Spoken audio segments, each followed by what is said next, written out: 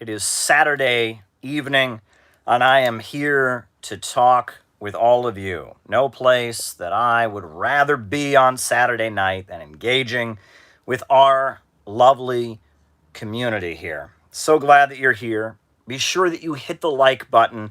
Be sure that you hit the subscribe button. Be sure to hit the notifications bell so you can be notified every time we're going to do one of these. And we are going to have a Saturday evening chat, a good old-fashioned Caleb Maupin live stream, Center for Political Innovation chat. It's going to be a lot of fun. So hit the like button, hit the subscribe button, hit the notifications bell if you can. And remember, the YouTube algorithms are a little bit weird. Sometimes they unsubscribe people. So just be sure that you're subscribed. Be sure to give us a like. If you want to tweet this out, that would be great. Post this on Facebook. Post this on Reddit. Post this on Twitter. Post this on, what is it? Bunker Chan, Parlor, right? Instagram. Post it on Instagram. Post this on wherever videos are posted. If you have a YouTube account of your own, you can push the share button. You can post it. You can make it a post on your YouTube timeline. If you have a YouTube account, wherever videos are posted, be sure to post this video. That applies to not only all of you that are watching live, but all of you that are watching this later in the week. So glad that you're all here. Welcome everybody.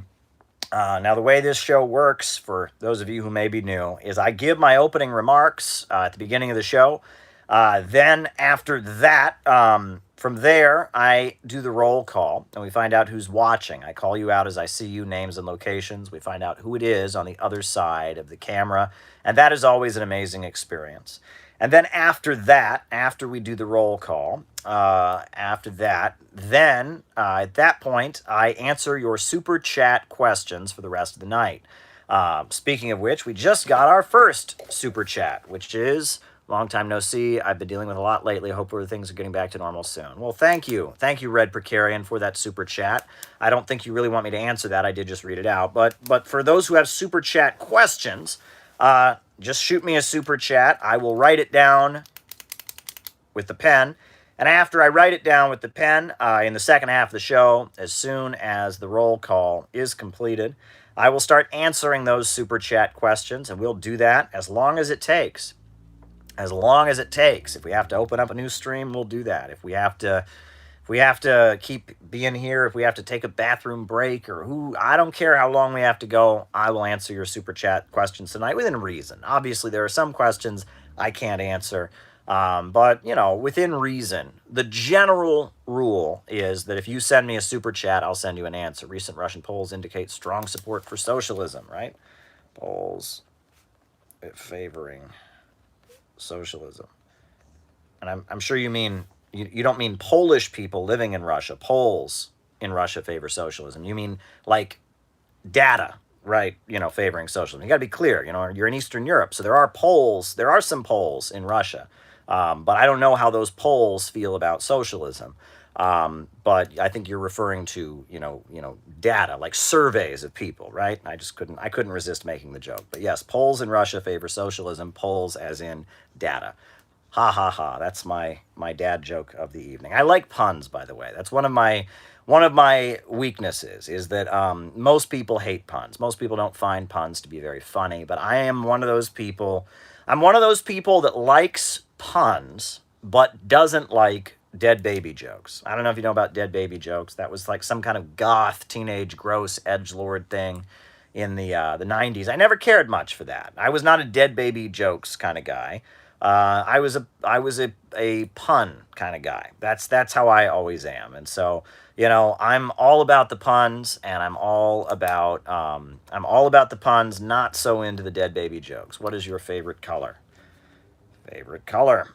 All right, writing it down. See, that's how it works. But anyway, nice to see you back. Well, thank you, Herb. I'm glad to be back. And like I said, we're going to be doing a regular show, and hopefully I'll be back doing these as much as I used to. We did one last week, and we're going to hopefully keep doing them here. So Be sure to hit the like button, hit the subscribe button, hit the notifications bell, and away we go. Away we go. Folks, a lot of very serious things are happening in our world. A lot of very serious things are happening in our world. I'm just going to give you kind of a lowdown. So there have recently been two school shootings in the United States. One was this week in Michigan. In Michigan, Oakland County, Michigan, there was a school shooting. 4 students died, killed by one of their classmates. A 15-year-old boy showed up to class with a firearm that was purchased by his father and opened fire on his classmates.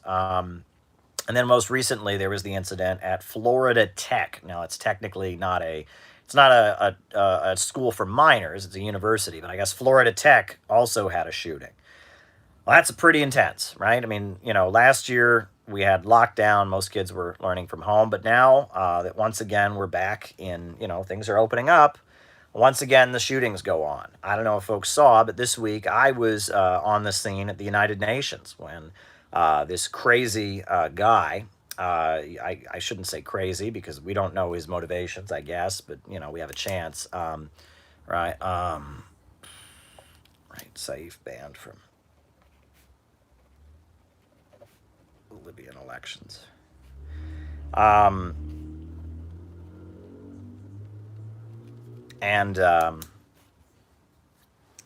Anyhow, this guy was at the UN. I made a video. We were on the scene. This guy was at the UN headquarters, walking around, pacing in front of it with a pump action shotgun to his throat. And so we were on the scene on the ledge above the balcony facing First Avenue, right where the NYPD was with their sniper rifles. I was on the scene reporting on it. That was on Thursday. In addition to that, we saw. Today, we saw a march of white supremacists, members of the Patriot Front organization, which is an organization of white supremacists. I'm sure they call themselves white nationalists, but they're white supremacists. They marched through Washington, D.C. With their American flags and their faces covered up, and that happened. Very disturbing. Other news. Kamala Harris is having a little bit of a problem, our lovely vice president, who I've been warning you guys about for a long time. I've been on top of Kamala Harris. Her staff is collapsing. Protests against Coastal GasLink pipeline. Yeah. Pipeline. All right. Kamala Harris, her staff are resigning. Simone Sanders, who was a CNN commentator associated with Black Lives Matter, she resigned from Kamala Harris's staff, and a number of former employees of Kamala Harris are coming forward and explaining that it's a toxic environment working in Kamala Harris's office. Hate to say I told you so. They're describing an atmosphere that's very scary. And one of the main reasons, apparently, that people on Kamala Harris's staff are resigning is because they don't want to be considered to be a Harris person.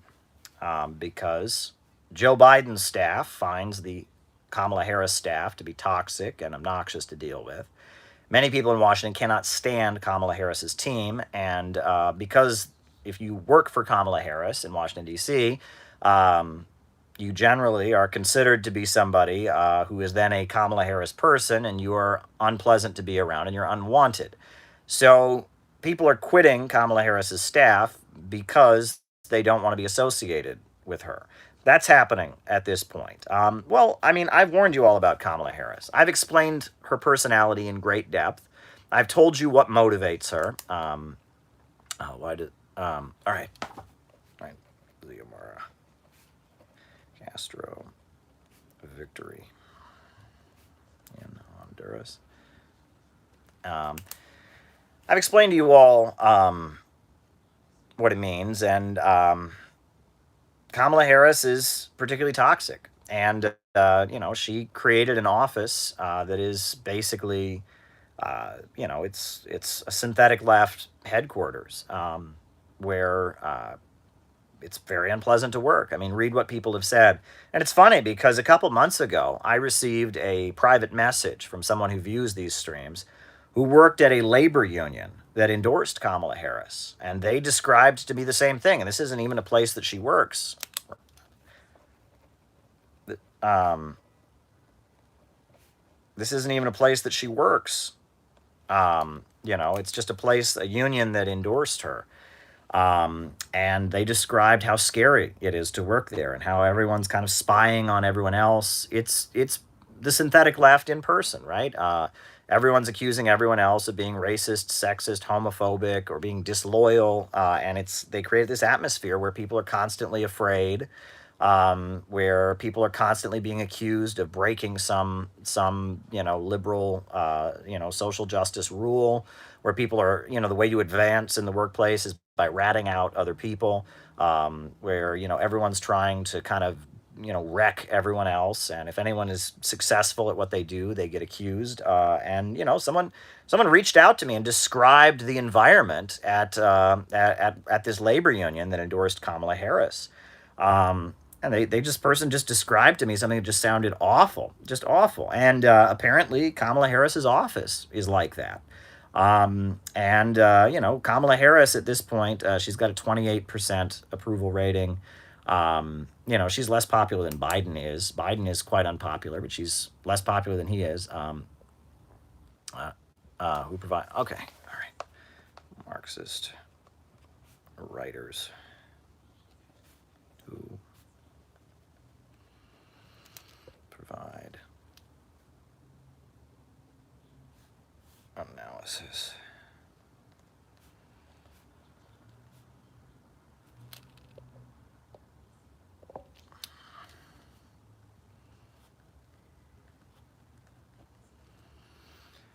And there you go.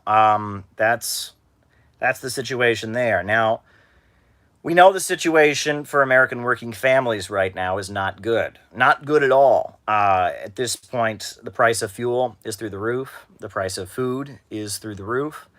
There is not a good situation in many communities across the country. On Thanksgiving, the power grid collapsed in Southern California. 64,000 people had no electricity on Thanksgiving. We're getting ready for a winter, and they're fearing that kind of thing could happen once again. We saw what happened last year in Texas. And shout out to the John Brown volunteers who are in Texas right now. We have our Center for Political Innovation outreach team. The John Brown volunteers are right now in Texas, in San Angelo, ready to help out that community and do good work. Very proud of them. And but we're worried about the power grid and what could happen. The price of heating gas is going to be very high this winter. It's going to be quite expensive for working families to heat their homes. The price of heating gas is high because of the shortages and because of the pandemic and the supply being low, etc. But it gets beyond that. Now, no one's paying any attention to this. You never hear anything about this on mainstream media. This is a really important story. You never hear anything about it in mainstream media. They just pretend it's not there. Thank goodness for alternative media. RT, we talk about this stuff. Press TV talks about it. Convo Couch, Jimmy Dore, people like that will talk about this kind of thing. But the World Food Program of the United Nations is at this point announcing that we are on the brink of a famine of biblical proportions. Now, this is David Beasley, the director of the World Food Program of the UN, is warning that there is about to be a huge amount of malnutrition across the world. Now, you'd think that would be front page news. That would be headline news, but it's not. It's not headline news. Right? Okay. 1916 Irish Rebellion. You'd think it would be Frontline news. I mean, that's huge. That across Africa, in parts of Asia and other places, there is a danger of mass malnutrition. And Russia would like to do something about it. Russia has stepped up Russia has had a huge expansion of their farming sector, and they would like to do something about it. China would also like to do something about it. They've stepped up to do something about it. Now,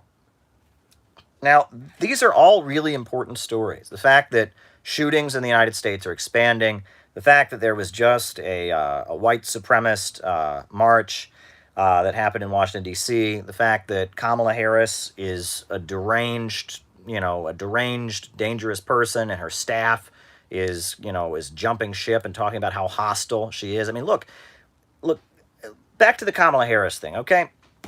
Being vice president, at this point, Kamala Harris has only given one interview since June. She does not give press conferences. She's not doing very much. So if her staff is collapsing right now, could you imagine what would happen with her in the White House? Okay? And this is the woman who, Joe Biden is not a young guy. He's not exactly a spring chicken, as they say. And we're about to possibly have a completely dysfunctional, dangerous person who can't even keep her own staff as vice president while not doing anything as vice president. We're on the brink of possibly having her as president. That's very disturbing. Now, all of that's very important. And the World Food Program and what they're talking about hunger, that is extremely important. All of these things I just talked to you about are very important. However, that is not what U.S. mainstream media is talking about right now. That is not what U.S. mainstream media has decided to emphasize right now. This is what U.S. mainstream media is emphasizing. Containment can work against China too. This is the Weekend Wall Street Journal. Containment can work against China too. And let me add, this is classic.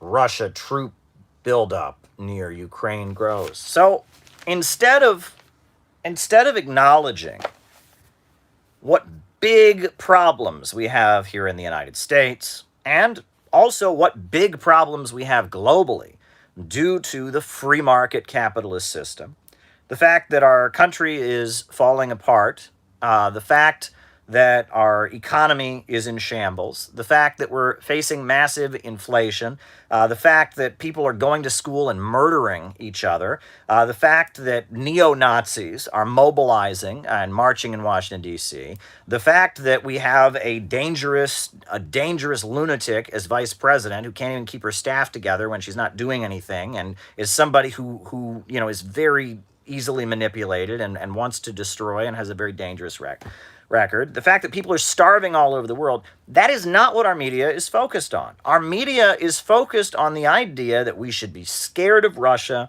and scared of China. And that is the focus of American media right now. Be afraid of Russia, be afraid of China. Be afraid of Russia, be afraid of China. That is what U.S. media is focusing on right now. Now, you got to love this, right? Containment can work against China too. What does containment mean in relation to China? Now, I said this last time, but it bears repeating. How many overseas military bases does China have? It has one overseas military base. One in Djibouti. It has one overseas military base. How many overseas military bases does the United States have? At least 850. So how on earth are we needing to contain China? How is China expanding? Are you talking about, in Thailand where they build bridges? Are you talking about in Africa where they build power plants? Like what is this China? What are we containing with China? What is this desire to contain China? It's like if you're containing somebody, that means they're going someplace. What is China doing? China is not engaging in any aggression anywhere in the world. There is not any Chinese aggression happening anywhere, but we're supposed to contain them. How are we containing them? Because they make good cell phones? Is that what we're supposed to contain? That they make cell phones that are better than Apple phones, that have better battery life, better cameras on them, last longer? Is that what we're supposed to contain? Are we supposed to contain them from building power plants and schools and hospitals in developing countries? I mean, are we supposed to contain them from building bridges and roads and highways in the Belt and Road? Like, what are we supposed to contain China for? I mean, this is absolutely ridiculous. Contain China from what? Are we supposed to make them take their, oh, you can't have your one military base in Djibouti? This is absolutely ridiculous. Meanwhile, there's all this, they want to contain China, is what they're telling us. Contain China, contain China, contain China. Meanwhile, the United States is trying to break apart China. The United States is playing up the idea that Muslims are oppressed in the Uyghur regions. The United States and Hollywood loves the Dalai Lama and his Tibet separatist movement. The United States is doing its best to try and build up, Taiwan separatist elements. Joe Biden is inviting the government on Taiwan to participate in his democracy summit, his so-called democracy or his hypocrisy summit that's coming up. This is absolutely ridiculous. The United States has been funding, chaos and extremist protests in Hong Kong. If anything, it should be China that is containing the United States. The United States, every section of China that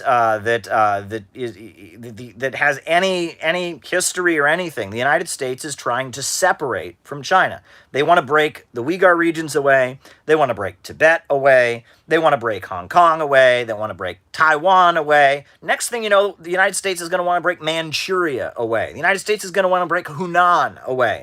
This is absolutely ridiculous. The United States is giving this impression that China is a big threat.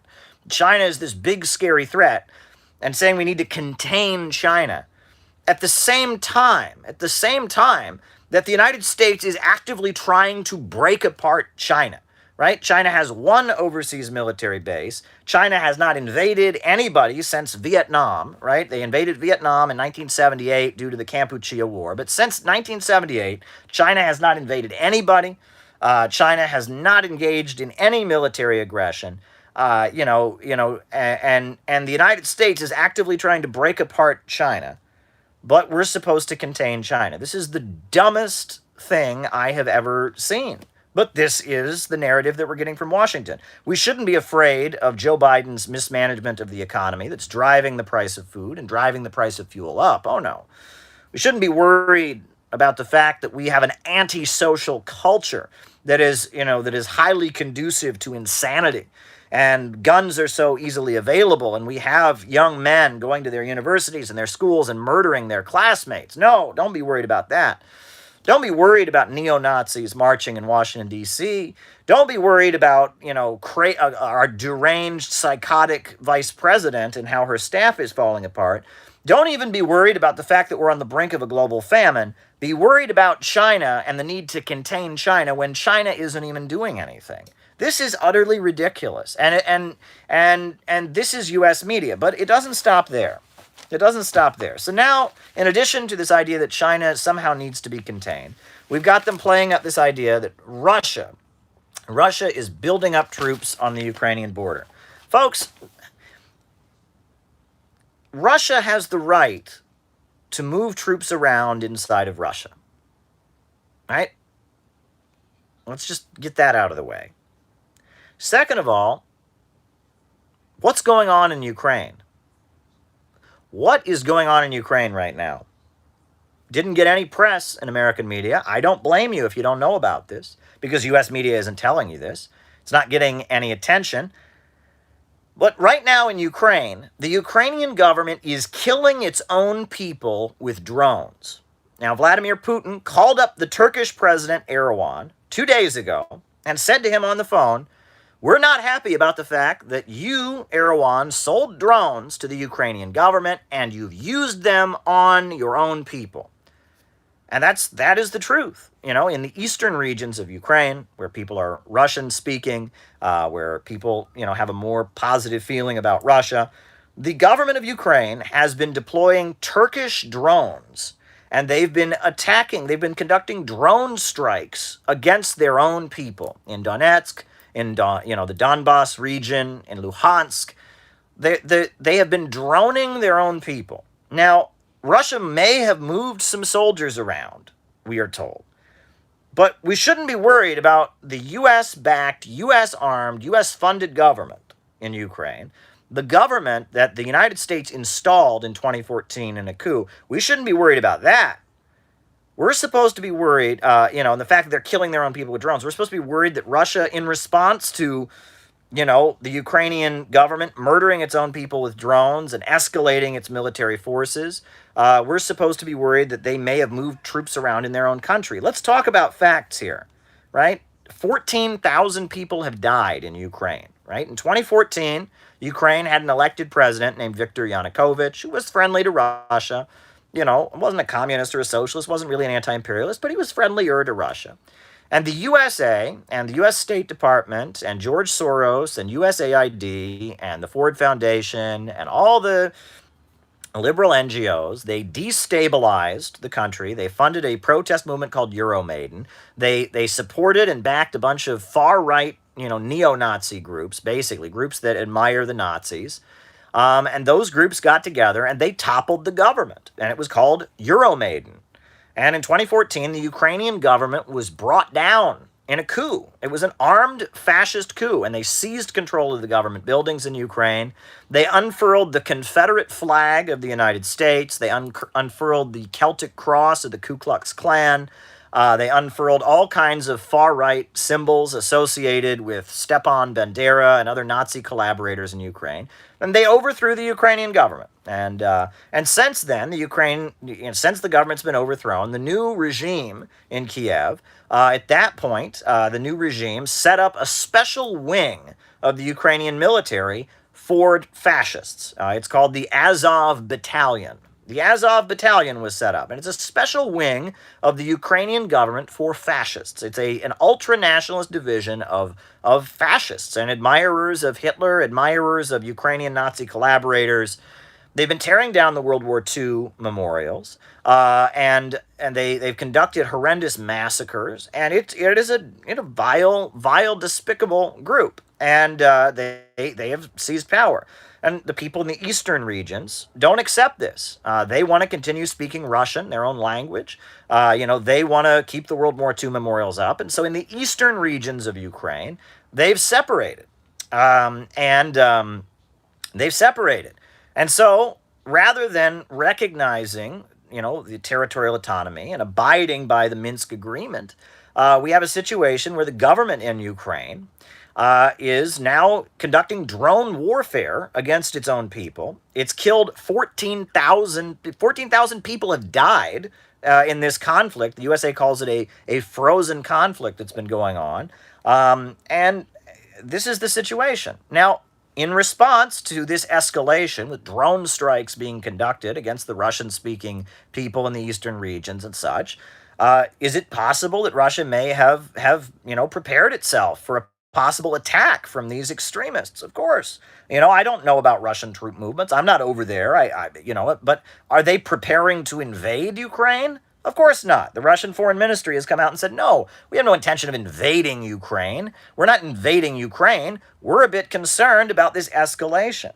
Meanwhile, and again, this isn't getting any press. You would never have heard about this if you only pay attention to American media.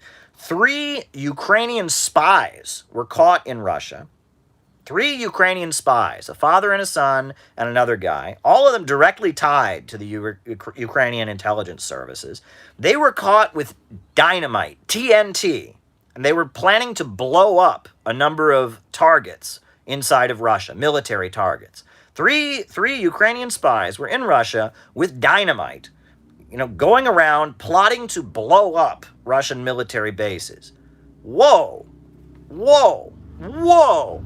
Right? Now, we're supposed to, but do you find any of that in this article here that I'm about to hold up in the Wall Street Journal? No. We're supposed to be terrified that Russia is somehow about to invade Ukraine. But the reality of the situation is, no, the Ukrainian government is murdering its own people with drones from Turkey. The Ukrainian government is tearing down World War II memorials. The Ukrainian government sent 3 spies over the border into Russia to conduct bombings and try to blow up Russian military targets, including like naval bases and such, Black Sea and such. And at this point, Putin is saying, look, if the U.S. Army goes into Ukraine, if the U.S. Army is going into Ukraine, if the U.S. military, if the NATO forces move into Ukraine, that's a red line. That's a red line. That's a red line. Look, the United States has repeatedly promised that NATO would not expand further eastward, and it continues to do so.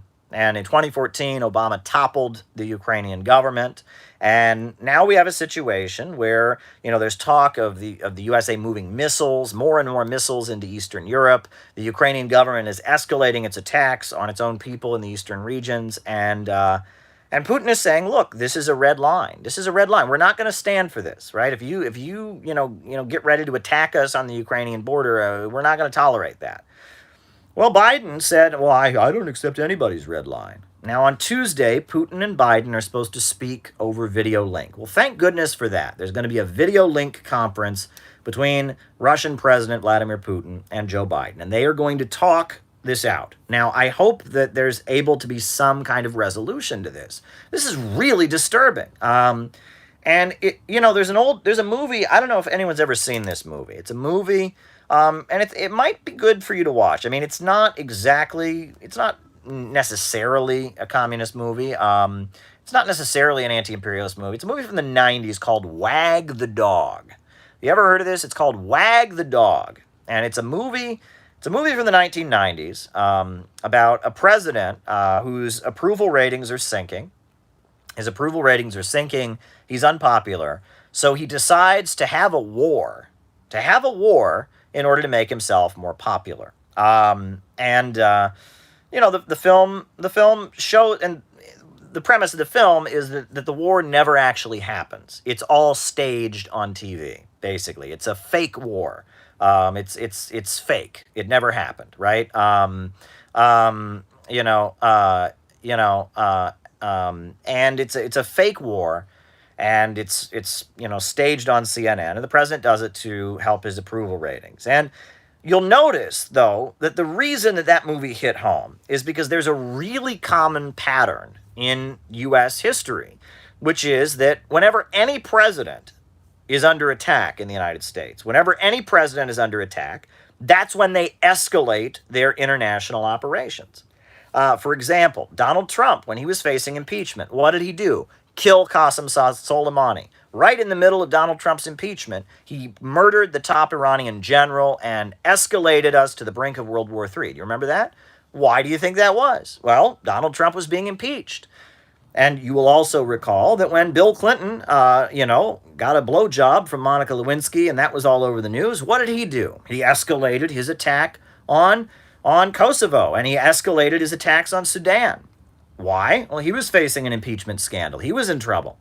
You'll notice that George W. Bush was very unpopular. The economy was tanking after he took office. Everything was going down. But then 9/11 happened, and he escalated, and he invaded Iraq, and he was popular, and he got reelected. That this is what U.S. presidents do when they are unpopular. You'll remember Barack Obama coming out of, into his first term.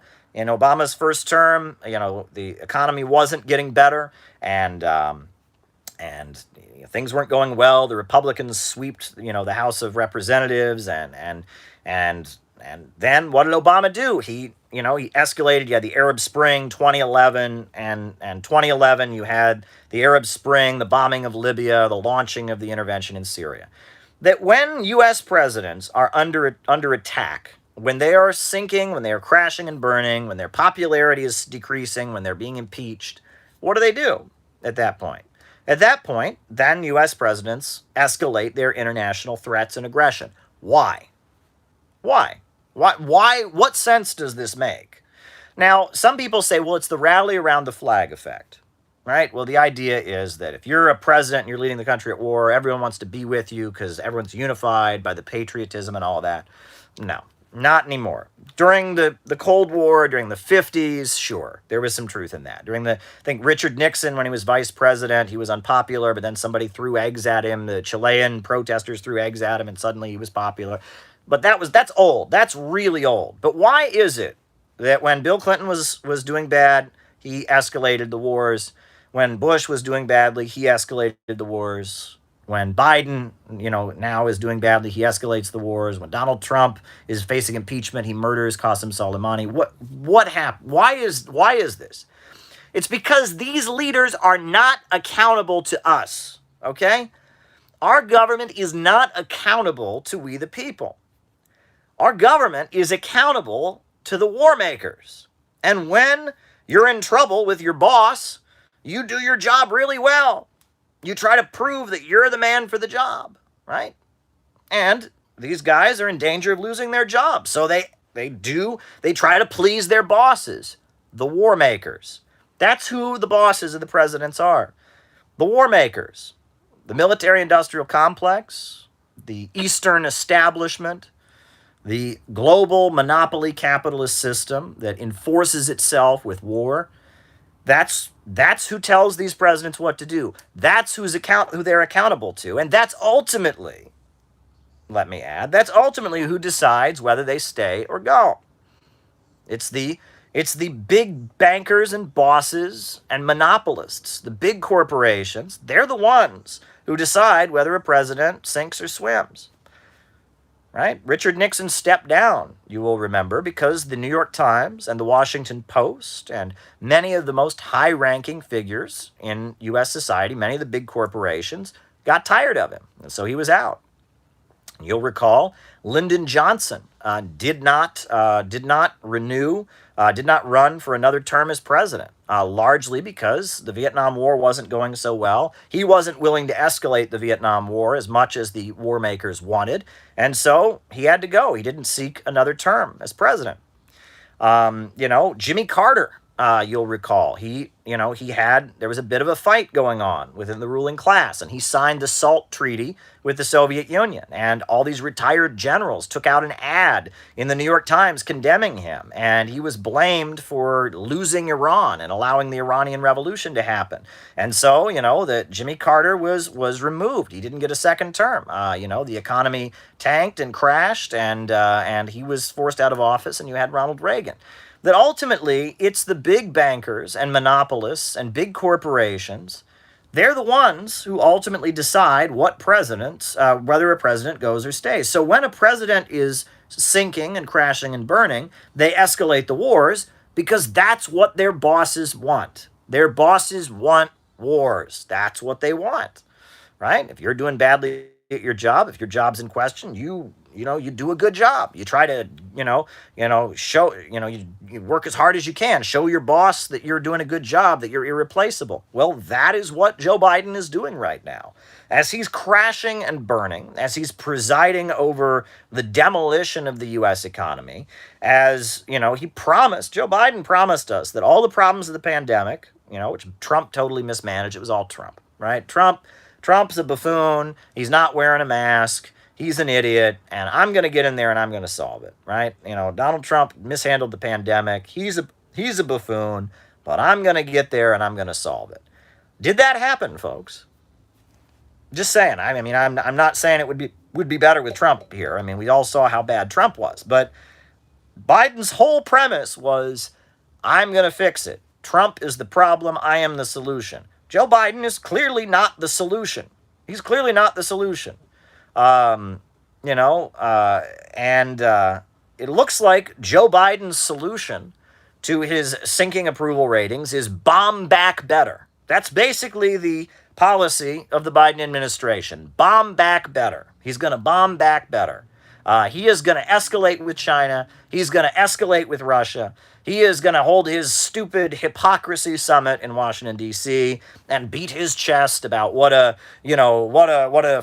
war hawk and foreign policy and foreign interventionist he is. And this is very scary stuff.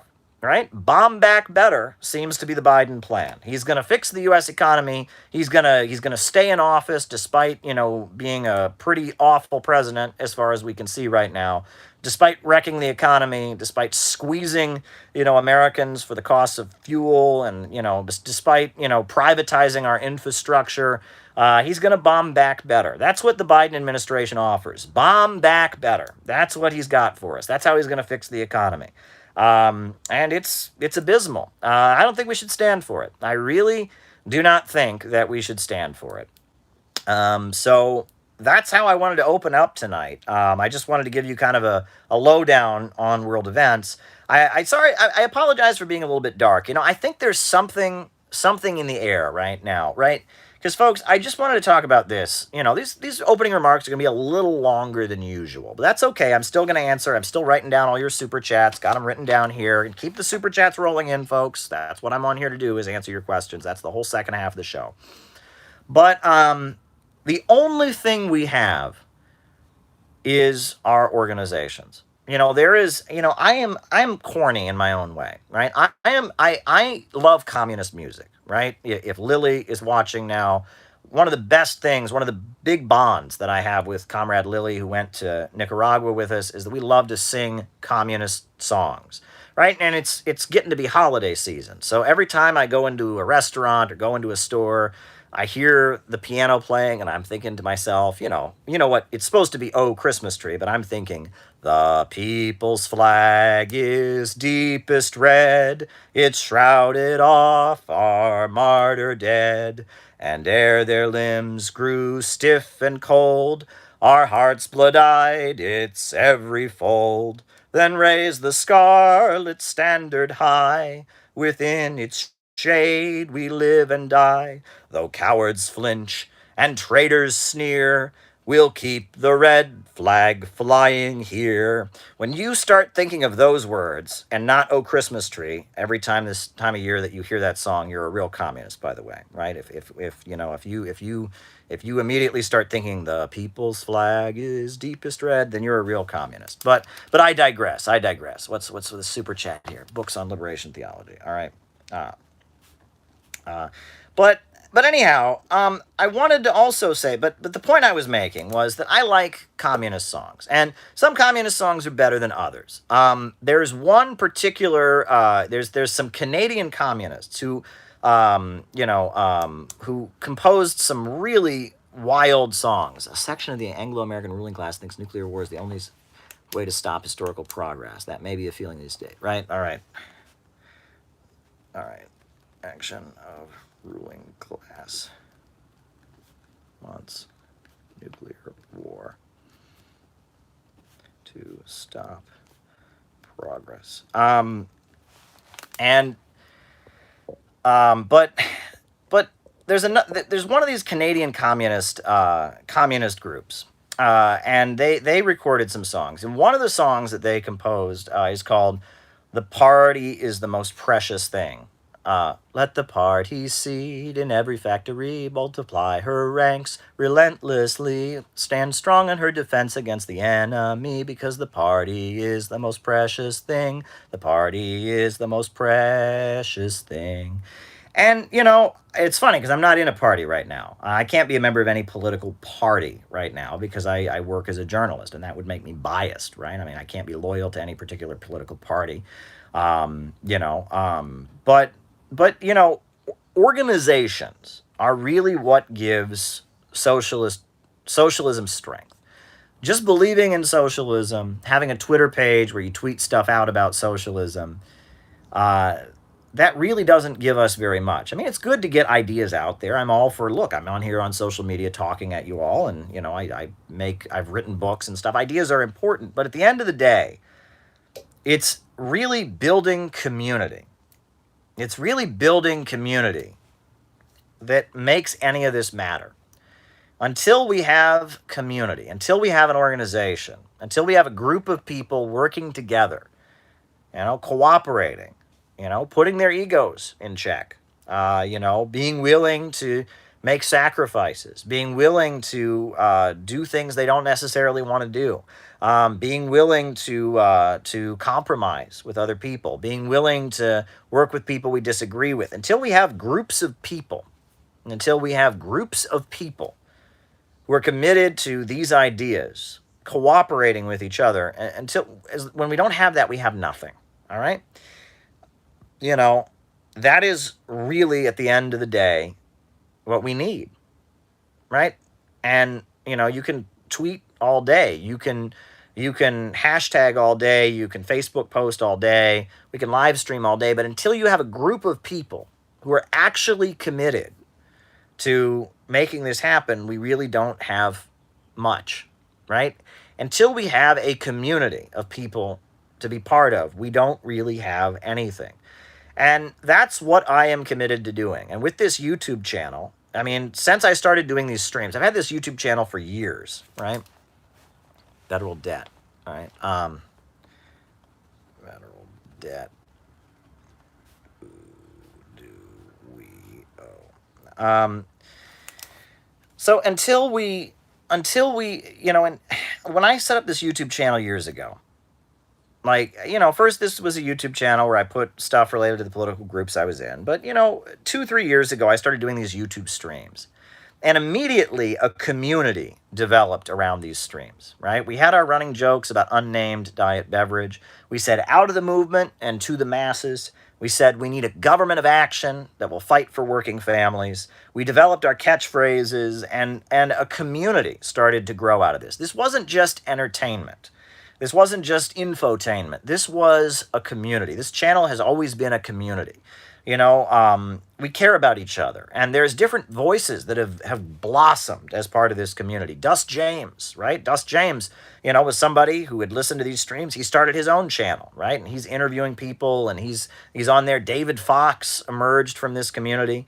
San Angelo Solidarity, David Cedillo and his group emerged from this community. What else emerged? Eventually it was as this started to turn into a community. I was happy, and that's my goal for this channel. And I might do things a little bit differently than so-called professional YouTubers do, right? I do things a little bit differently. I'm doing this from my phone right now. I write down the chats by hand. I do all of that because I'm doing this differently. I am here to build a community. I like to speak. I like to tell jokes. I like to answer questions. But at the end of the day, the goal here is to build a community. Because if we don't have a community, we don't have a group of people who are committed to these ideas working together, we don't have anything. And I feel like that understanding is absent. It's starting to be wintertime. It's getting to be dark more. They talk about seasonal depression. I think, a lot of people this time of year, is a time that people think about being close with their family. And a lot of us who are communists are people that, there may be issues with the family. The family doesn't accept our political beliefs or doesn't particularly, so this can be a hard time of year for communists in particular. It can be a hard time of year for everybody.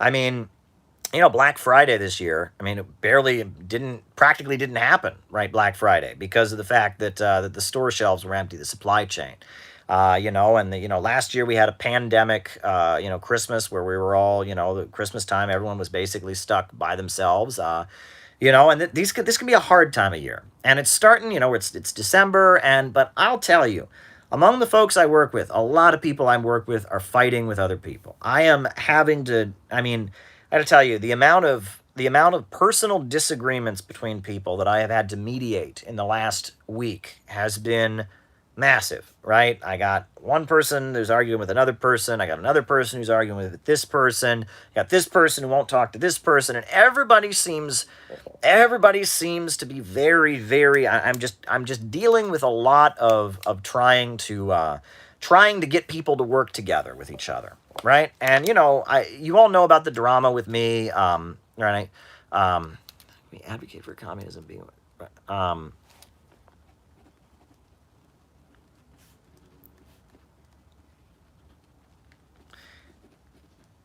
and, there's just a lot of people disagreeing with each other. And, I mean, one of my goals is to try and get people to work together. I feel like I have accomplished my mission. If I can get people together, if I can get people together working for a common goal, despite disagreeing, if I can get people to try and see things from other people's perspective, at that point, I've accomplished something. That's what I'm trying to do, right? And that's the whole purpose of